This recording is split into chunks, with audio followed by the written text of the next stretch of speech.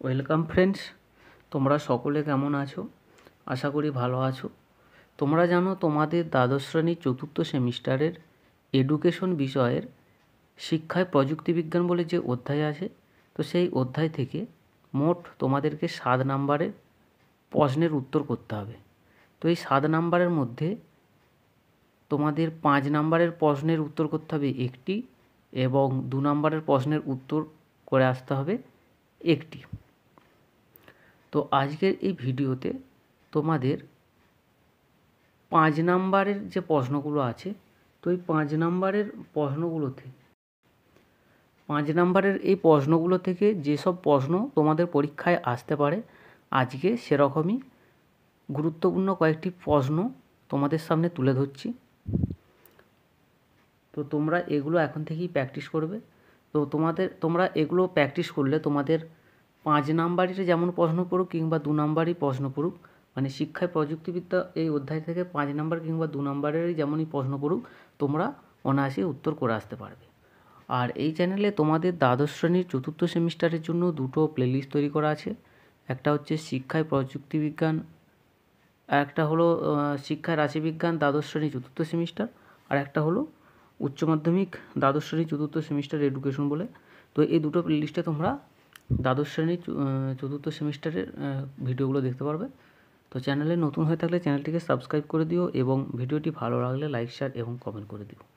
দেখো, শিক্ষায় প্রযুক্তিবিদ্যা বা এডুকেশনাল টেকনোলজি থেকে 5 নাম্বারের যে প্রশ্নগুলো পরীক্ষায় আসতে পারে, তো সেগুলো একে একে আলোচনা করছি। 1 নাম্বার প্রশ্ন, 5 নাম্বারের যে প্রশ্নগুলো পরীক্ষায় আসতে পারে তার মধ্যে 1 নাম্বার যেটা প্রশ্ন সেটা হচ্ছে শিক্ষা প্রযুক্তি কি, শিক্ষা প্রযুক্তির বৈশিষ্ট্যগুলি লেখো। 2 নাম্বার প্রশ্ন, শিক্ষায় প্রযুক্তি বিজ্ঞানের অবদান বা গুরুত্ব সংক্ষেপে আলোচনা করো।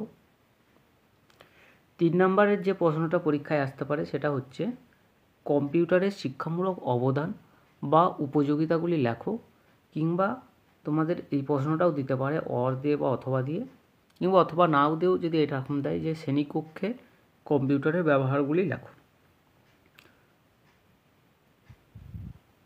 4 নাম্বার প্রশ্ন, হার্ডওয়্যার এবং সফটওয়্যারের মধ্যে পার্থক্য লেখো।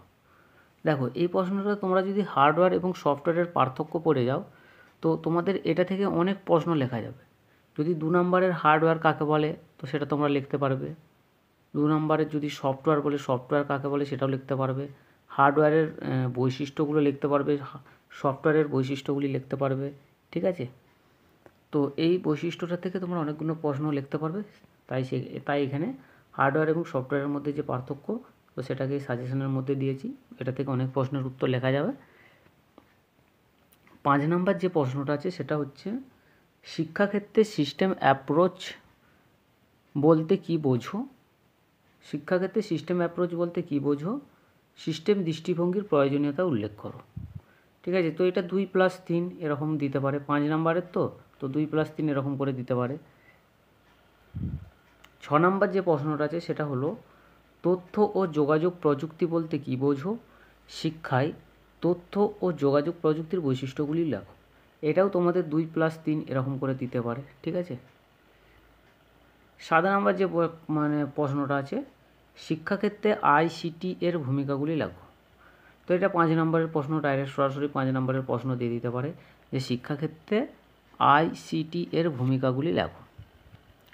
8 নাম্বার প্রশ্ন, ডিজিটাল সাক্ষরতা কাকে বলে, ডিজিটাল প্রযুক্তির ব্যবহারিক দিকগুলি লেখো। তো এই প্রশ্নটা 2+3 এরকম দিতে পারে। 9 নম্বর প্রশ্ন, শিক্ষার ডিজিটাল বিপ্লব বলতে কী বোঝো, এডুসেট সম্পর্কে যা জানো লেখো। তো এই প্রশ্নের মানও সেম, 2+3 = 5। আর 10 নম্বর যে প্রশ্নটা আছে সেটা হচ্ছে শিক্ষায় প্রযুক্তিবিদ্যা বা টেকনোলজি ইন এডুকেশন। খুবই গুরুত্বপূর্ণ প্রশ্ন।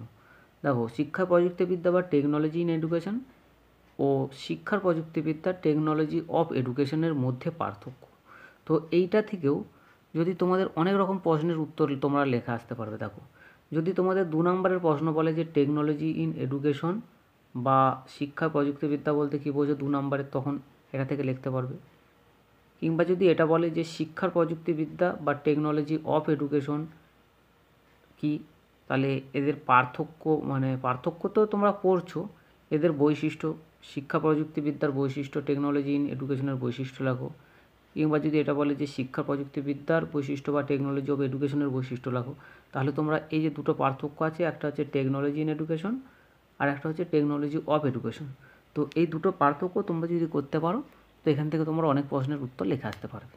ঠিক আছে, তো তোমাদের ফাইনাল সাজেশন পরে দিয়ে দেবো, পরীক্ষার কাছাকাছি সময় ঠিক দিয়ে দেবো ফাইনাল সাজেশন, তো সেগুলো থেকেই তোমরা পড়ে যাবে, সব পেয়ে যাবে। তো এখন আপাতত তোমরা এগুলোকে রেডি করে রাখো, এর থেকে তোমরা সব উত্তর করে আসতে পারবে। তো এখানেতেই ভিডিও শেষ করছি, পরের এপিসোডে আবার দেখা হবে। আর ভিডিওর মধ্যে যদি কোথাও কোনো ভুল হয়ে থাকে তো কমেন্ট বক্সে অবশ্যই জানিয়ে দেবে।